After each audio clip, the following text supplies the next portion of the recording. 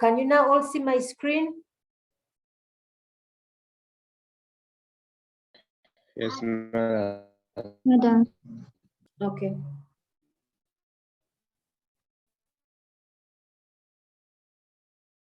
So I believe all of us should be on the same page, both the Masaka group and the Nkozi and Rubaga group.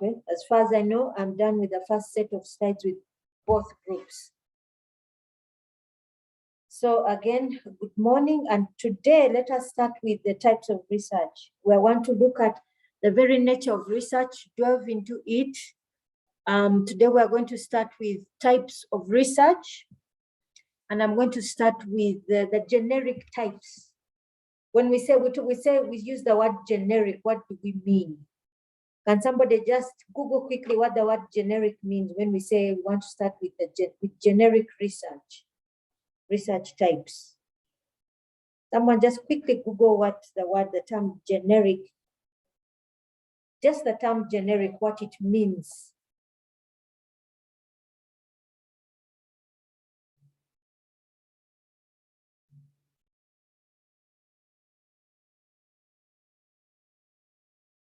Shall I pick at random?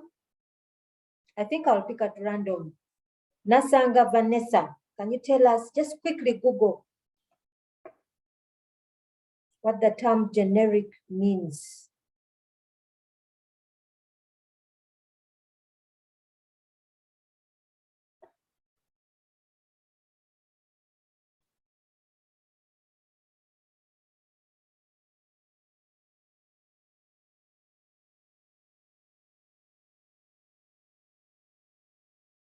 And while we're at it, I'm going to ask Odong Jasper if he could just Google applied research, what it means, and Toko Robert, just tell us what basic research is. Just Google them.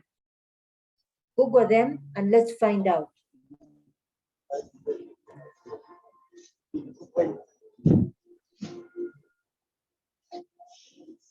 Sorry, yes, Vanessa? Good morning, madam. Good morning, Vanessa. Generic refers to a word or phrase that is used to describe some general or class rather than specific things. Yeah, a general class.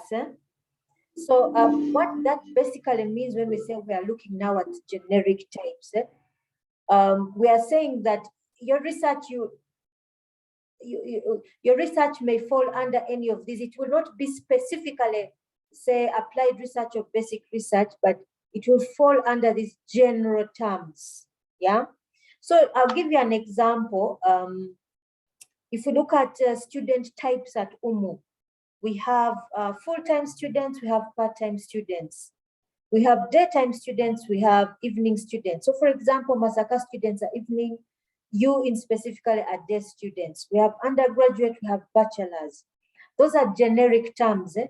But if we were to be very specific, we would say maybe Vanessa, let's say Vanessa, are you at Rubaga or Nkozi? Which campus are you? Nkozi. Nkozi. And we would say that Vanessa is specifically, and you're IT or computer science? IT. Okay, we say specifically you are an IT student at Nkozi. And generically, someone would know you are, that means you are a full-time student. Yeah. In the generic terms, we would say she is full-time. And full-time, we have many. We have those who are IT, those that are in business administration, those we may have full, I'm not sure if we have full-time master's students, probably we do. We may have full-time PhD students, but specifically Vanessa is IT, is an IT student, at Nkozi. That is being very, very specific. Yeah. So right now, for you as students, we might say your research students, that is the generic term, and your generically your research may be applied or basic. Okay, so we had asked that we had asked Odong to find out what applied research is, and we had asked Toko, Robert, to just find out what basic research is.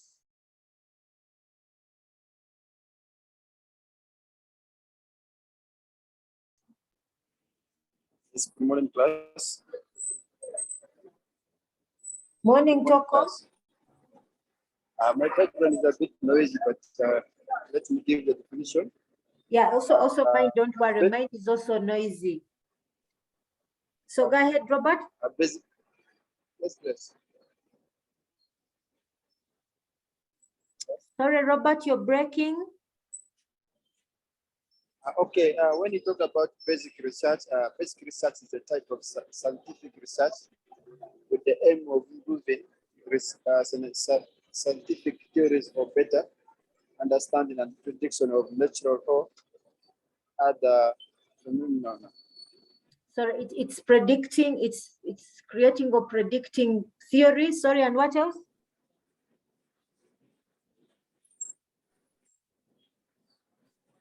Sorry, Robert. Okay, it's a type of scientific research with the aim of improving scientific theories for better understanding and prediction of natural or other phenomena. Other phenomena. Okay. You are breaking up a bit, but I think we kind of get you. What Robert has found out, somebody here has put a chat, Odong says your network. Is it my network or Toko's network?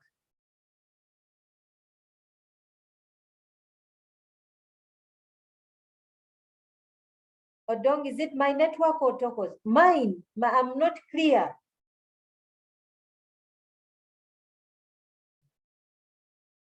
Hello, am I clear too? Can you all hear me?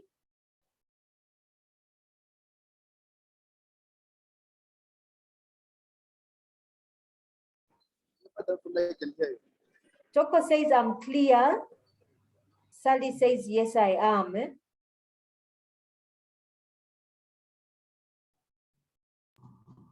Madam, you're clear. Okay. Let's first go to Toko's definition of basic research. Yeah, of basic research. What he has found out is, it says it normally looks at improving theory, understanding of some kind of phenomena. So normally this kind of research is not research that you find undergraduates tackling. It is research that is looking at theory, and I'll give an example. All of you have heard of Darwin's theory of evolution. Yes? Have all of you heard about Darwin's theory of evolution? Let me ask Davis to tell us about Darwin's theory of evolution.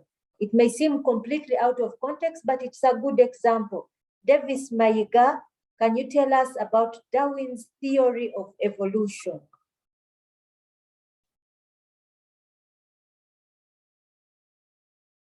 Just Google it quickly. That's the nice thing about being online. All of us become teachers.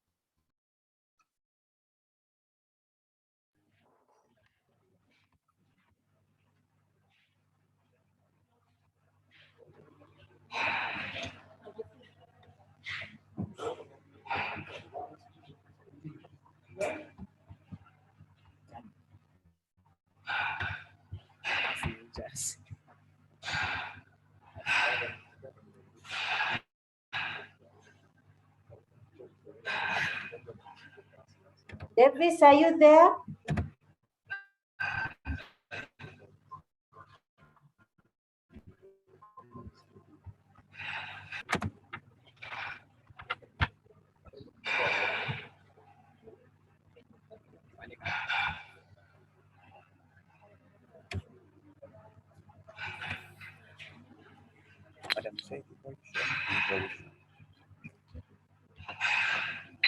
Davis, are you there?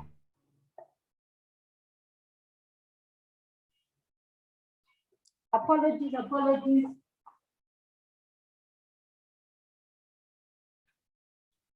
Sorry, someone was trying to call me. Davis?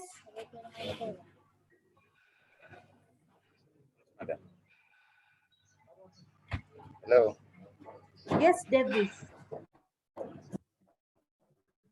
Yes, I'm getting. Sorry?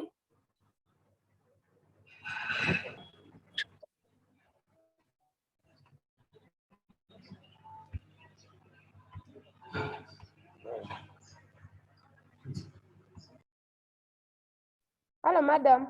Yes, Faith. I'm requesting to help him out. Maybe Okay. his network is not. Okay, please help us. Yes, madam. Dan's theory of evolution.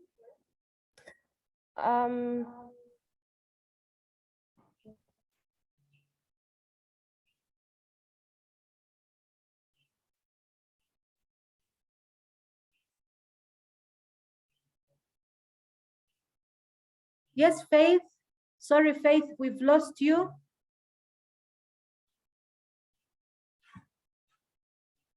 Yes, madam. Sorry.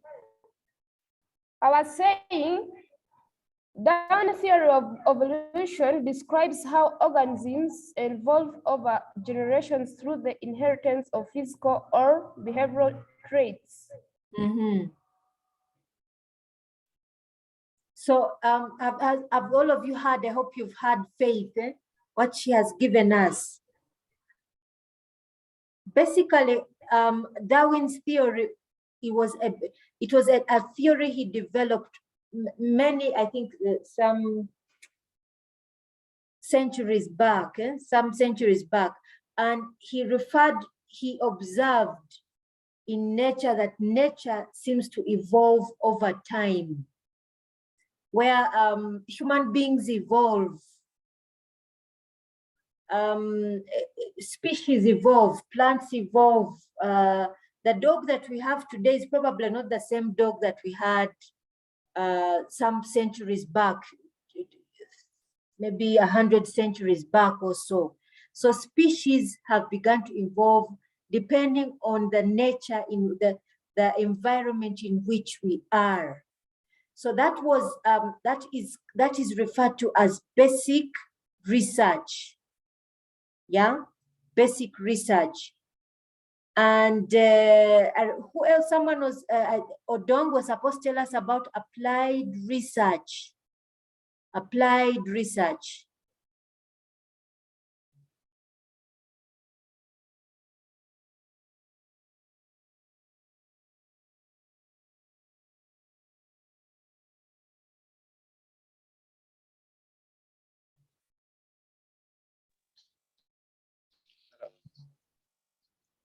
Yes, Odong? Yes. Odong, also we can tell. Applied Hear you? research. Sorry?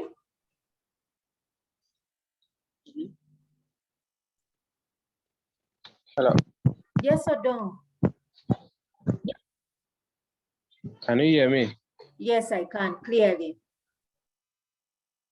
Applied research just says it design answers for specific practical problems. Yes, thank you. Design answers for specific practical problems. Now we can already see, as we think about IT research, where we may lie, whether basic or applied research. But let's not start the discussion now. Now, generically, this is where your researches will fall, where they may or may not fall.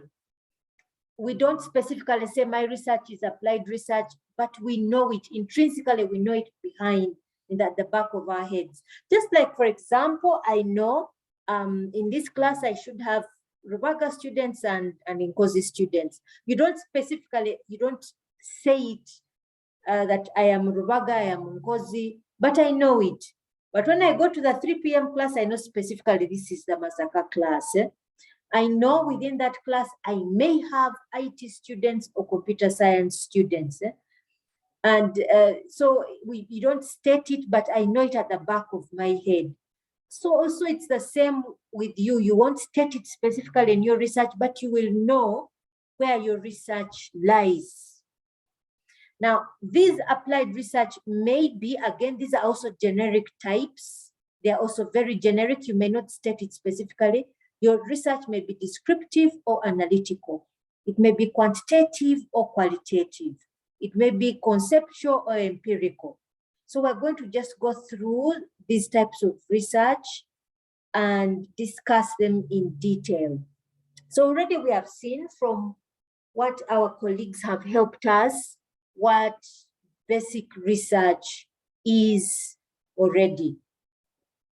So already from what, let me just look at the participants again, just try to remember. I think it was, who helped us with basic research? It was Toko, and then Odong helped us with applied research. Yes, so already for basic research, we know the main objective is to expand one's knowledge about a theory, yeah? So it's not necessarily, it may not necessarily be practical. For example, Darwin's theory was very good, but in everyday life, I don't move around thinking about how applied research, how my evolution is going on. I don't go about life thinking about it daily. And I don't think there are many people who go around life thinking about evolution. It's not necessarily something that helps us with our day-to-day life, but it is something that expands our knowledge. Not so. It expands our knowledge, but it's not necessarily something that may be helpful.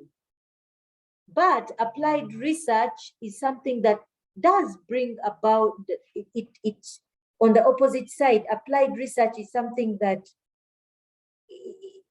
will automatically resolve a practical problem. I don't know if any of you reads current news. I think it was this week, it might have been Monday. There was a report about, I don't know if anyone read the news about a Catholic priest at Makerere University. Did anyone read anything on that? Research which has been brought forward by a Catholic priest. I think he's called Father Matovu. I don't remember his first name, but I remember his last name was Matovu. Did anyone read some news about Father Matovu at Makerere University?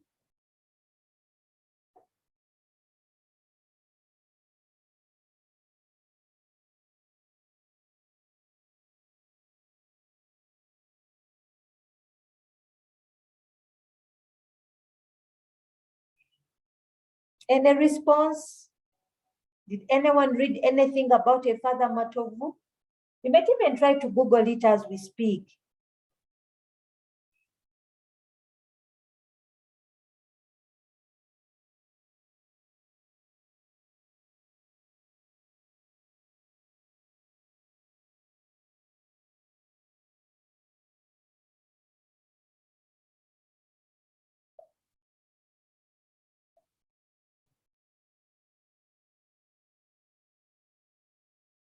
Father Davis has corrected us, Father Fred Matovu. Thank you, Davis.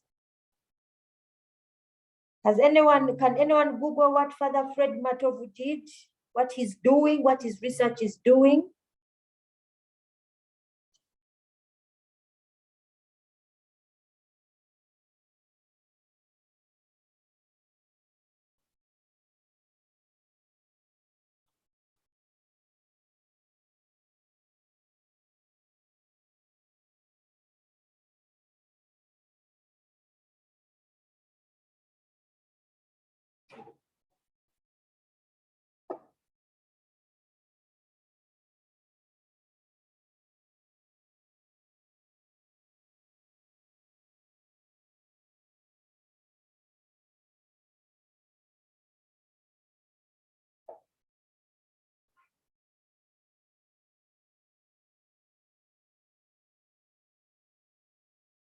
Anyone?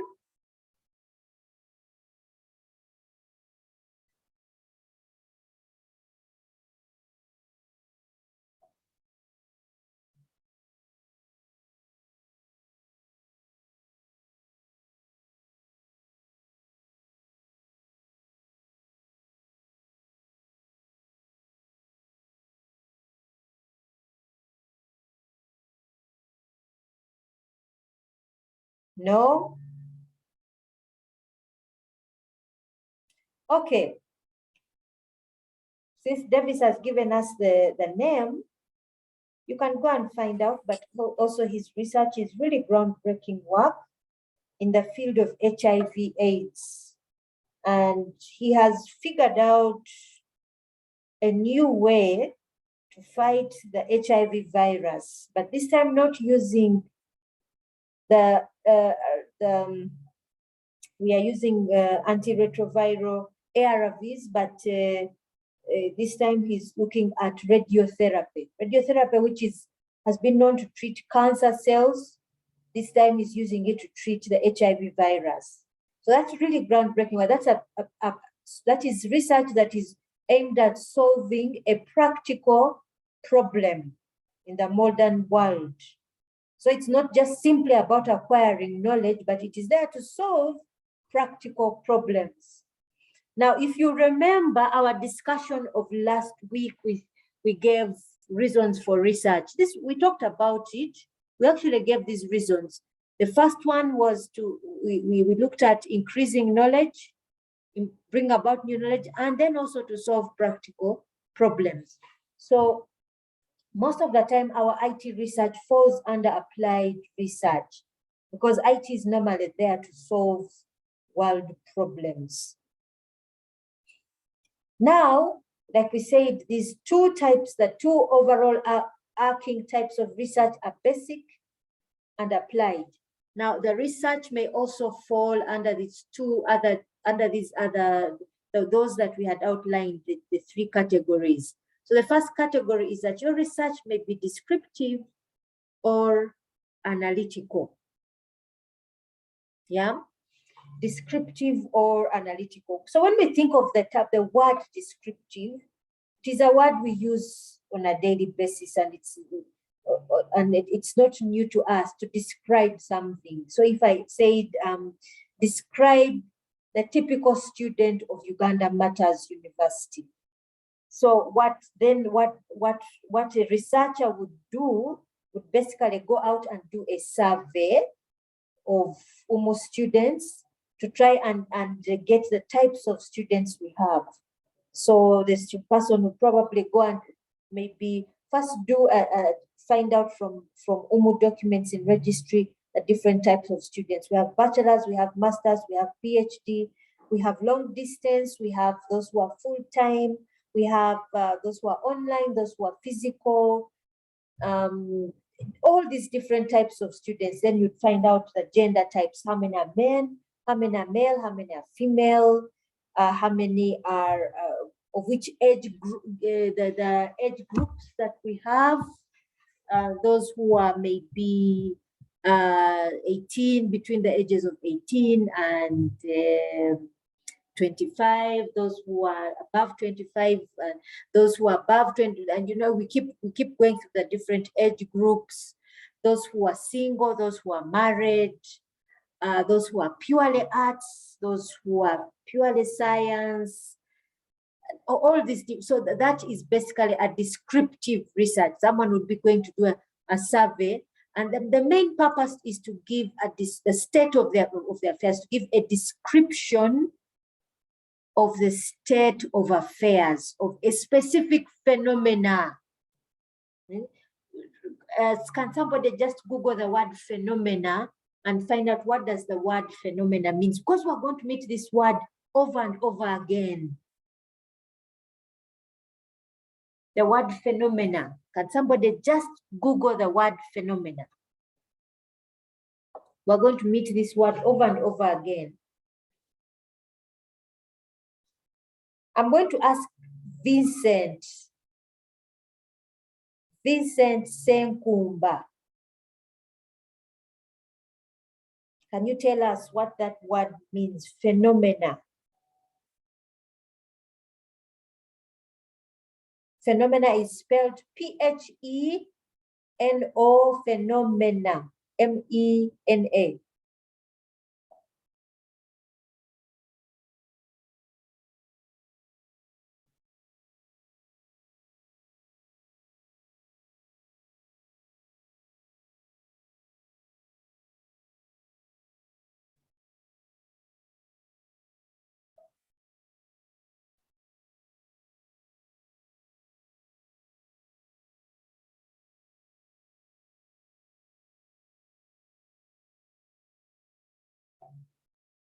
Vincent, are you there? If you're shy, you can post your answer on the chat, in the chat room.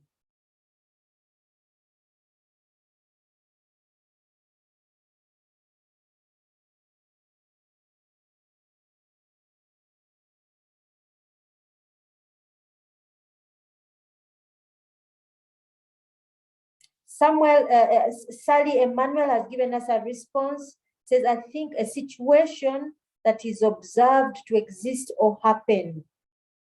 Vincent said he has a problem with his network. Okay, Vincent, thank you for that response. But you could, like I said, you can also give us an answer. So David says it is an observant event. Any event that we can observe, anything that we can observe is a phenomena. Anything that we can observe is a phenomenon. Anything that we can study is a phenomena. So even if somebody said, we want to look at students' access of their records, that is a phenomena. Yeah, that is a phenomena. That is a phenomena that we are observing. If we are looking at improving market access using IT, that is a phenomena. Whatever it is that we're trying to research about, that is a phenomena. So we're going to meet this word over and over again, and I'm going to use it. I'm going to try my level best to use these research terms so you get acquainted with research, with some research terms. Somebody has a hand up. There was somebody who had her hand up. Was it, I don't remember who it was. It Primrose who had the hand up? Madam, I think it was by mistake, but my answer was it is exceptional, something exceptional. Yes, something exceptional. Something that we have seen and we want to study further within a certain context, within a certain case, within an environment. Thank you for those responses. So like I said, I'm going to keep using certain terms that I know you will meet in literature, and they're important for you to pick up on. Now, the main thing about this, sorry, somebody else has a response. Martha says general result that has been observed reliably and systematically and with systematic empirical research. Thank you. We are also going to meet the words like empirical research, and we are going to discuss those terms. They are very important. So they're saying that the main characteristic of this method or this research type is that researcher has no control over the variable. He can only report what has happened and what is happening. So key terms is that the researcher has no control. Yeah, no control. He's simply reporting about what exists. The researcher is only reporting about what he sees, what he or she sees. That's all they are doing. So the key term is no control. Do you remember the article I gave you on multitasking? Yeah, you all remember that article that I uploaded, multitasking?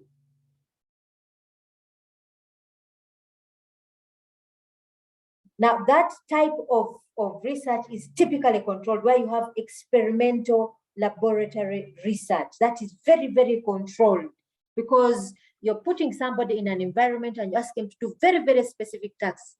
There you are controlling.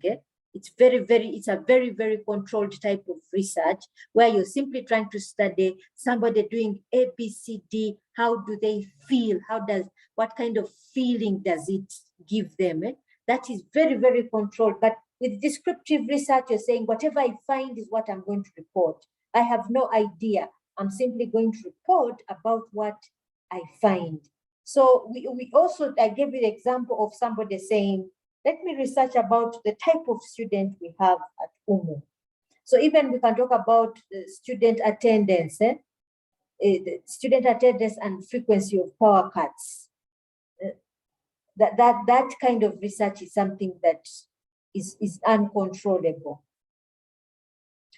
Then we have analytical research, yeah? So analytical research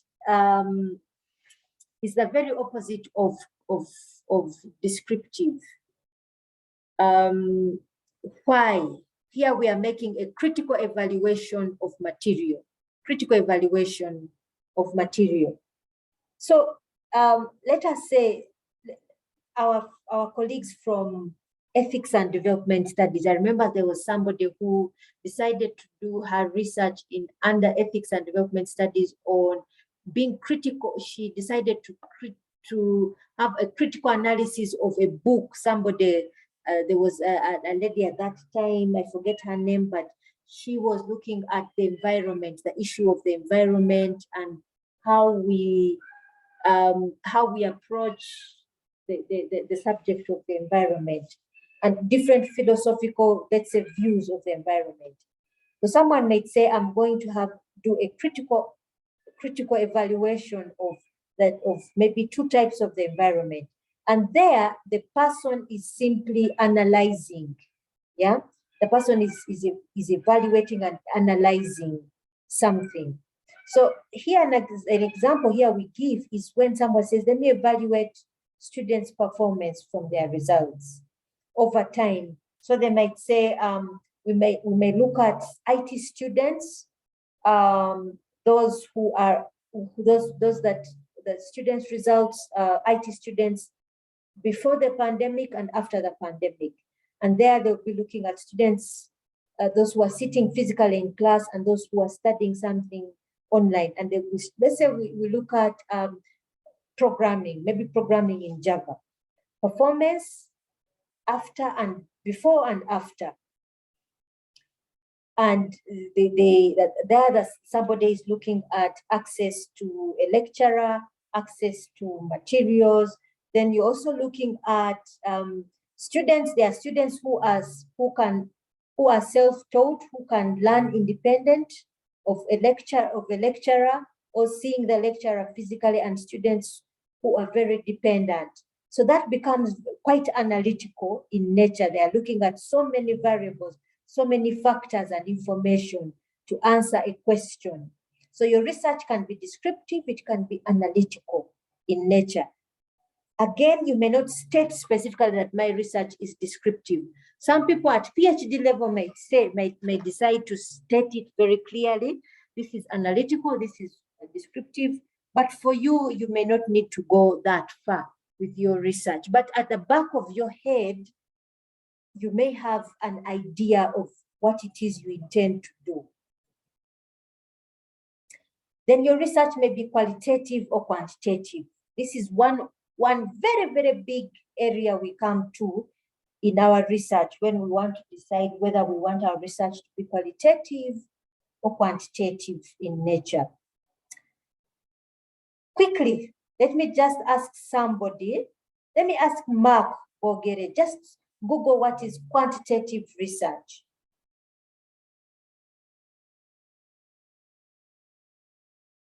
Then I'm going to ask Bigira Francis to look at qualitative research. If you have a problem with your network, you can just post it in the chat room.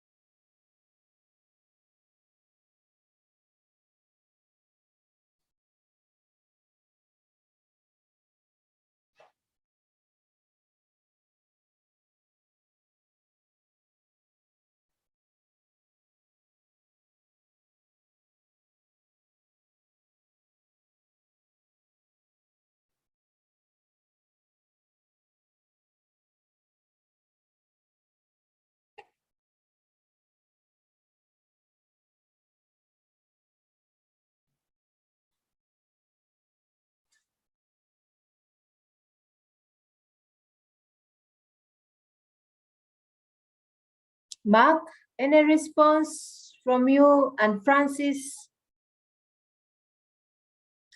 Mark has given us, says quantitative research focuses on quantifying the collection and analysis of data. Quantifying the collection and analysis of data. Thank you, Mark. So quantitative research looks at numbers, something that you can quantify.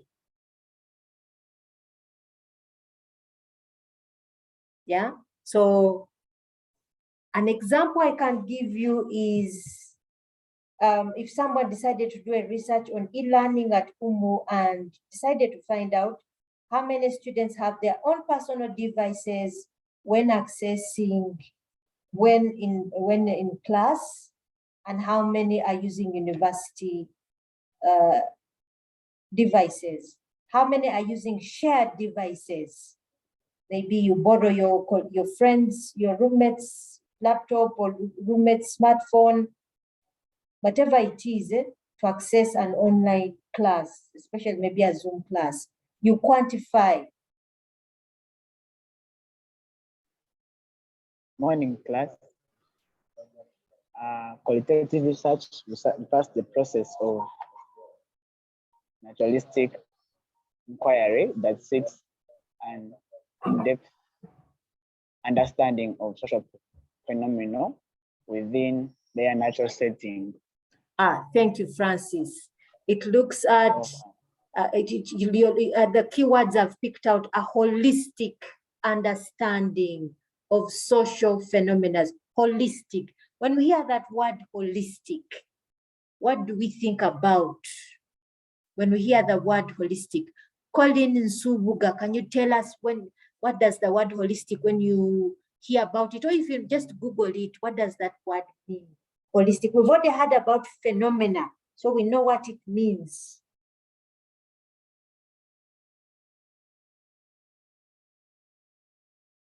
Colin Nsubuga, you can post it on the chat room, Yes, or you please. can tell us. Yes, Colin. Something characterized by the belief. I think it's something that it is characterized by the belief that the parts of something or some interconnection and explainable. I think something like that. It's a belief, characterized by a belief.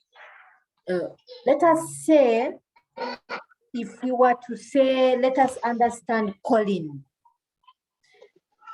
If we say Colin is an IT student of UMU, that is that I'm just giving very specific variables about you.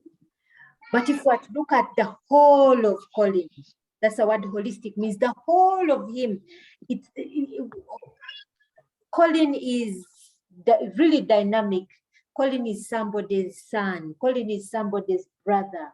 Colin is somebody's cousin. Colin is somebody's friend.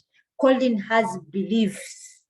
Colin has a philosophy. Colin it's very big.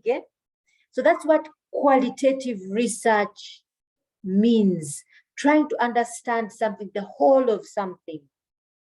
I'll give you an example. I usually give it in the research class.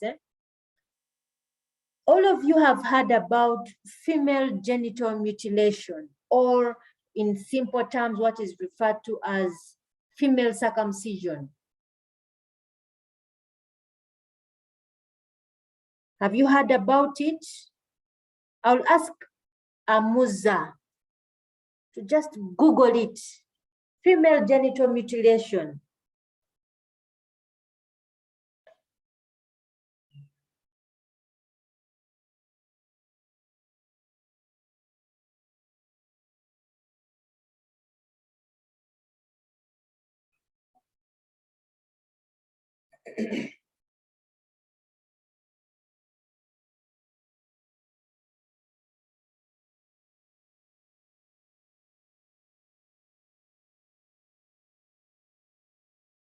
Amuza.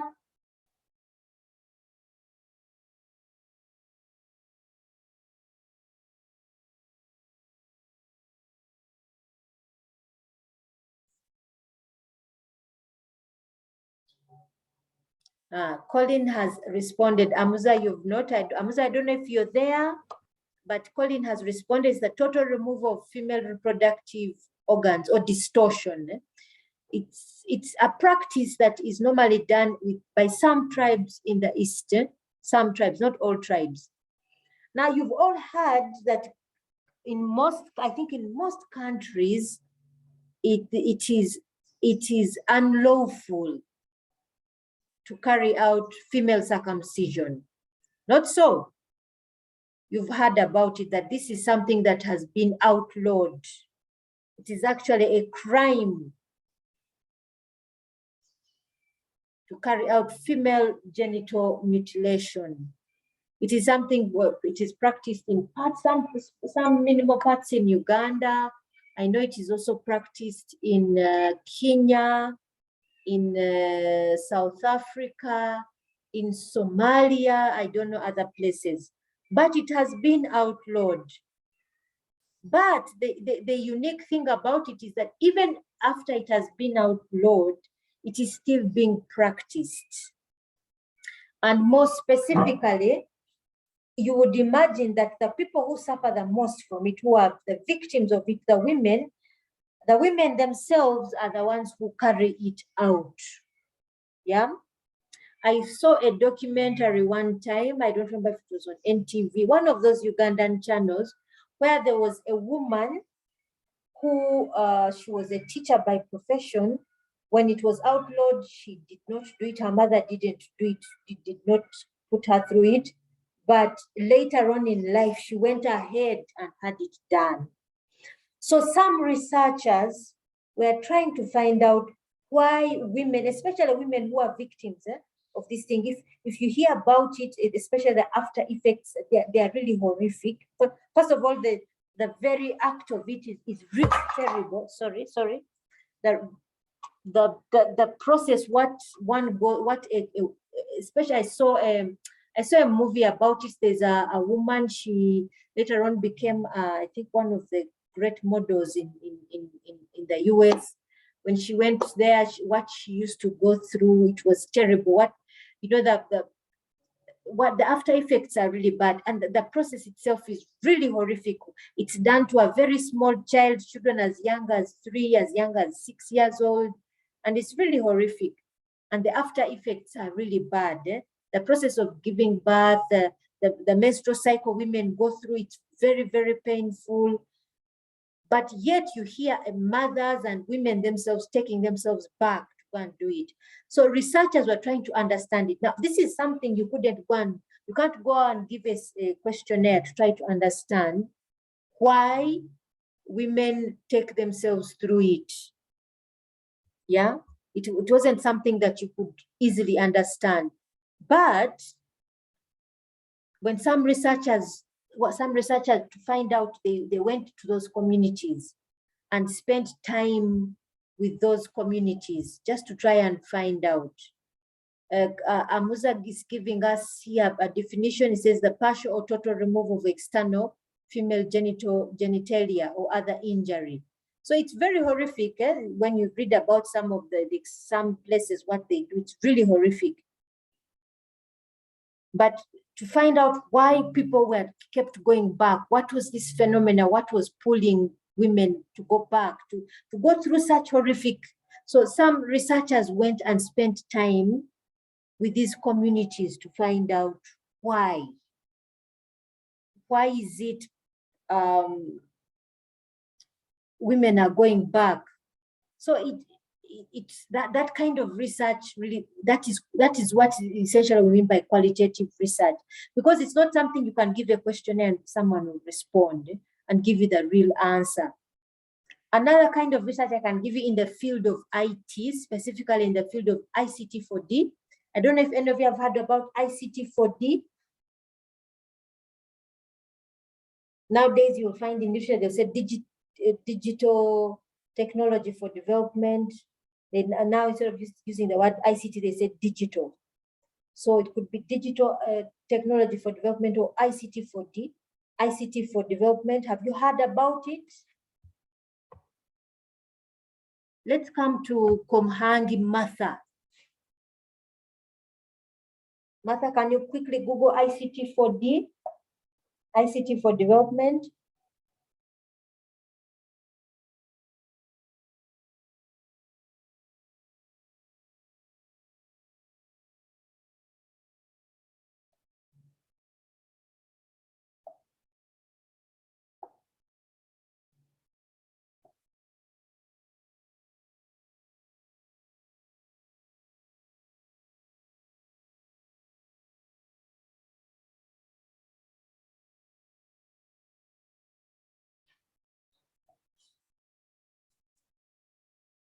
Martha Komhangi. Yes, please. Yes. Have you Googled what ICT for D is?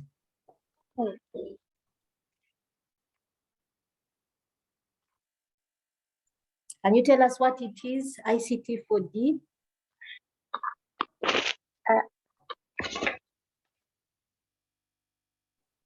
ICT for development is information communication technology are crucial to reducing poverty, improving access to health and education services, and creating new sources of income and employment to the poor. Okay, thank you, Martha. So basically, ICT, basically what Martha is telling us is that when you bring IT solutions and put them in a developing context. So for example, you can take computers into a rural healthcare facility with the intention of improving maybe record keeping. You use a mobile phone to improve information access to healthcare, or you bring a mobile phone to be used in improving information access in education. There, wherever you're putting it in a context of underdevelopment with the intention of bringing about development. So that is ICT for D. So there was a particular case where they introduced, when we talk about ICT for D, we have IT and then we have ICT. We all know there's a difference between the two, between IT and ICT, not so? As IT professionals, Gertrude, do we know the difference between the two, ICT and IT?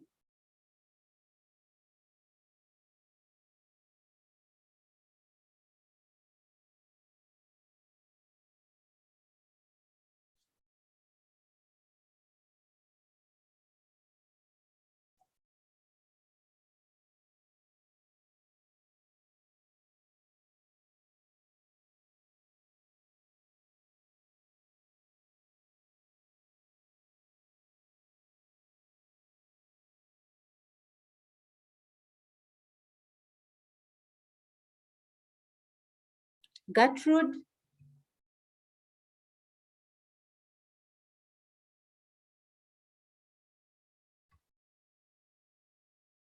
Gertrude, are you there?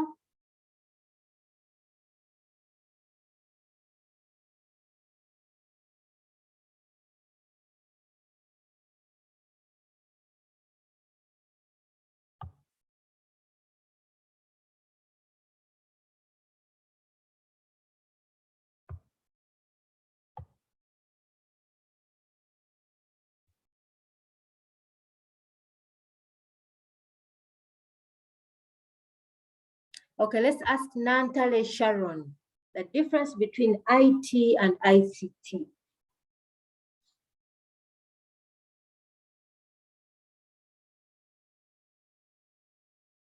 It is important we discuss these things because you never know. One of you may decide to handle ICT in your research, another person will handle IT.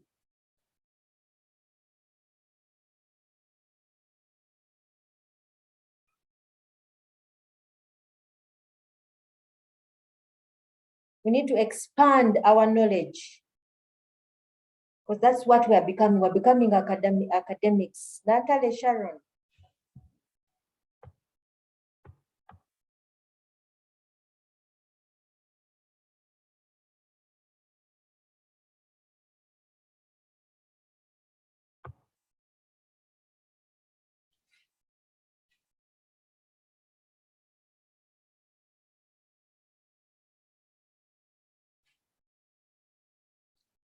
Shall we assume that Gertrude and Sharon are not with us physically or even virtually? Natalia says, my network is not my network, but I'm submitting in the chat. Okay, yes, Sharon. So what could you tell us? What could be the difference between the two? What's the distinction between the two?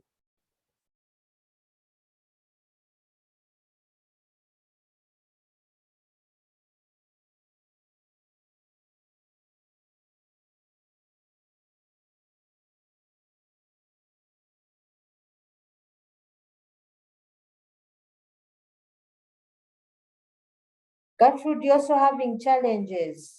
Is it network challenges?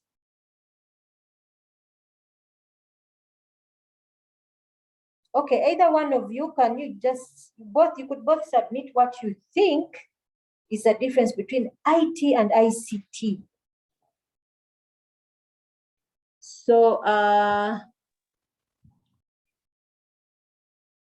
again, Amuz has given us a solution. IT refers to an entire industry that uses computer networking, software, and other equipment.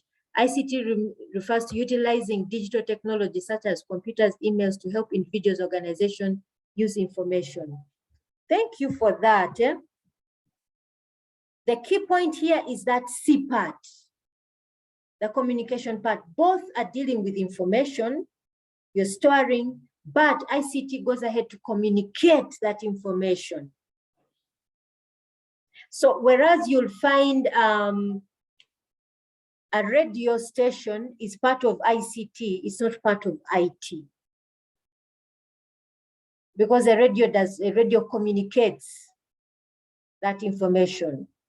So why am I bringing it out? The example I was going to give you in ICT 4D was where there was qualitative research.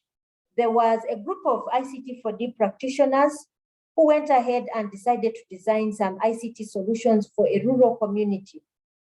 So what they did was they put up a radio station.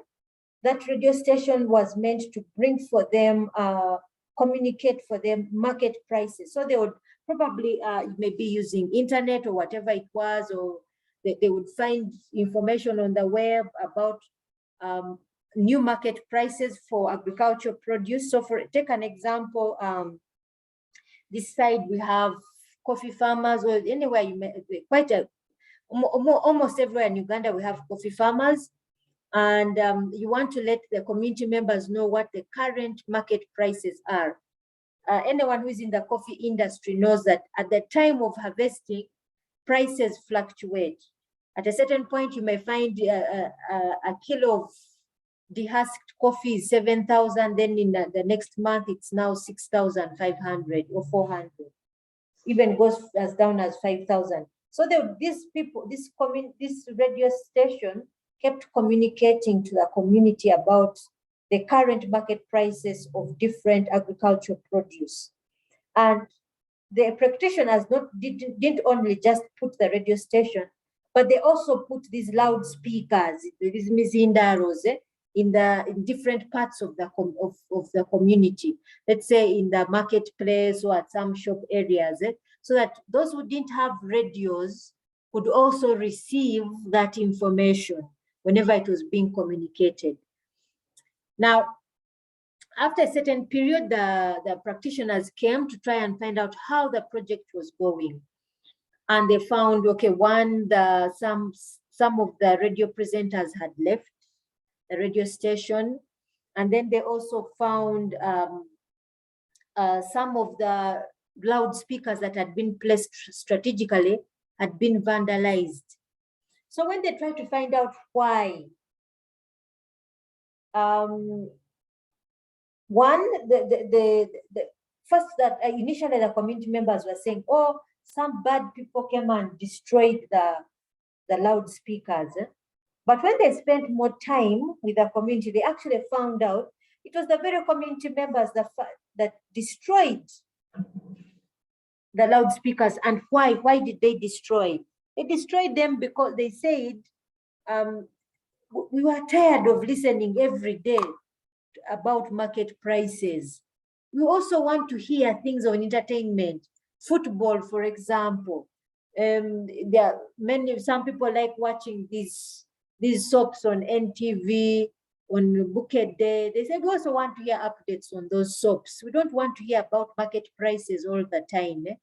So they found that out only after they spent time with the community. Another type of qualitative research I can give you, in West Africa, some people have observed, some development workers have observed that these women were moving. Gertrude is saying, please record. Gertrude, am I not recording this session? It's being recorded, Gertrude. Don't worry, it's being recorded. My only challenge actually is ICT. Every time I pass on to ICT, they're not uploading my recordings, but I'll keep this up. Gertrude, I'm recording.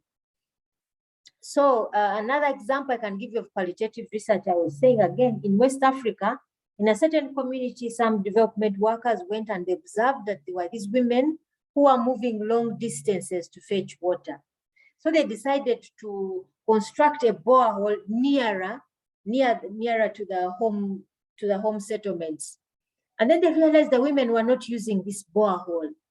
And they tried to find out that, of course, it took them some time, but it took them some time to find out that these women actually, they preferred to go the long distance. Why?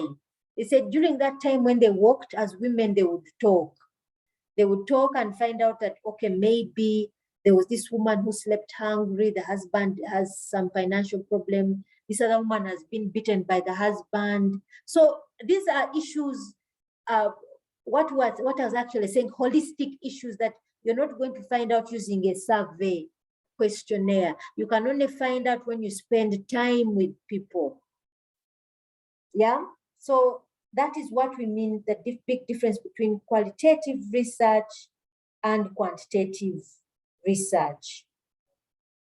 The Faith says Lugambo. Yes, Faith, that's very good. That is Lugambo. That is something, you know, in that Lugambo for women, sometimes we can just talk about it, that it's simple gossip, but it means a lot. In that time, women offload a lot of stress.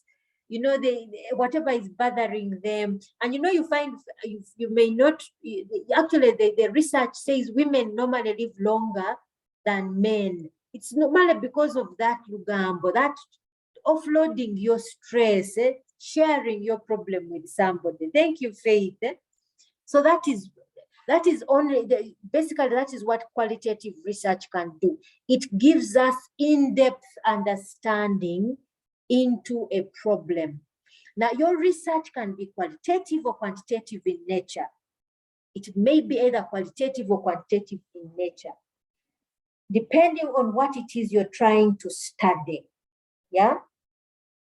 Here you see, we're trying to understand the reasons why human beings do certain things, the behavior of certain things. In ICT, in IT specifically, you may find an IT solution. Someone was trying to implement an IT solution and it failed. And you may find it's only qualitative research that can help you understand. Taking that time to interview someone, to observe, to try and find out the underlying issues that may not be seen at the surface of things. Then your research may be conceptual or empirical. Yeah, we've met that term, empirical. Yeah, conceptual. Here we are saying that it may normally be referred to as analytical. When we're trying to formulate an idea or a theory, when we're trying, conceptual is when we're trying to formulate. Someone may ask you a question like, what are the concepts in this particular thing? What are the concepts? What are the ideas that lie behind this thing? We're trying to develop a theory. Yeah, so conceptual research is normally when we're trying to develop a theory by explaining a phenomena. Normally, our bachelor's research, we are not developing theories. Then that gives us the opposite, empirical research. Empirical research, we may be testing a hypothesis. It may be qualitative in nature, but not always, but empirical research, we are trying to determine facts. So your research may not necessarily be qualitative. Normally when we meet the term hypothesis, we're talking about qualitative research. We are measuring, or we are trying to determine facts. Is something true or false? We're trying to investigate something. So empirical research is when we are clearly trying to determine facts. So most of our research is normally empirical, especially IT research. It can be empirical research. Now, empirical research can be qualitative or quantitative in nature. Most of the time, we assume when we're talking about hypothesis, we are talking about qualitative research. But no, even empirical research can be qualitative in nature when we are trying to establish facts. So if we're investigating, for example, student performance, we may use a questionnaire, but we can also decide to go and interview students, we interview lecturers, we interview administrators, and there we're trying to establish facts.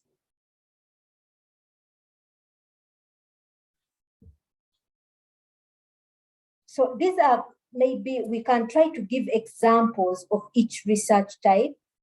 I won't go in this discussion, in this particular class, but I'll put up a discussion forum on Moodle after our, also in conjunction with the current one, so that you try to also brainstorm on different types of research that you can think about.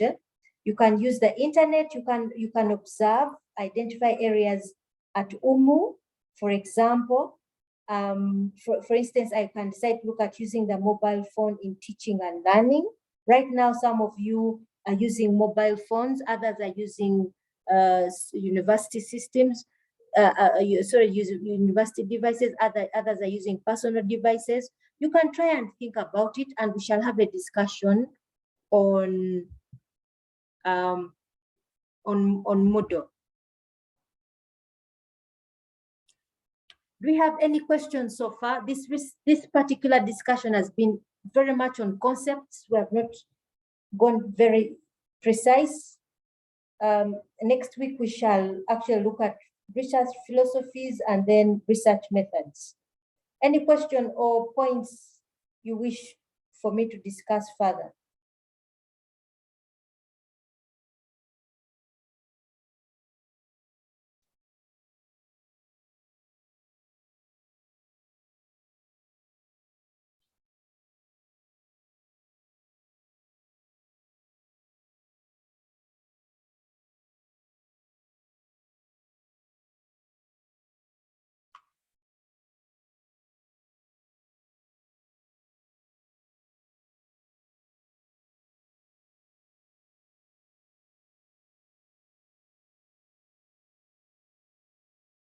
Hello, any question? Do you have any question, any concern? Robert says no. No, madam. Thank you. Okay, thank you. So I'll end there. I'm going to put up a pre-recorded video on research philosophies, so that we try to cover that topic up for all of us at once. Then next week, we shall go straight to research methods. Okay, so I'll upload that on Moodle as well. I really hope ICT comes up for me, because they have really been slow on this area. So if we have no question, I think then we can end the lecture there. Please go on Moodle and look at the discussion forum and let's discuss some of the challenges you envision. We shall discuss it further in the next lecture, and take again a note that during this week, I will upload a pre-recording on research philosophies. It's part of the nature of research, trying to understand the nature of research itself. I'll upload that one up so that next week, I will have a discussion on research philosophies, then we'll look at research methods. Okay? Okay, madam. Okay, so I'm going to stop recording.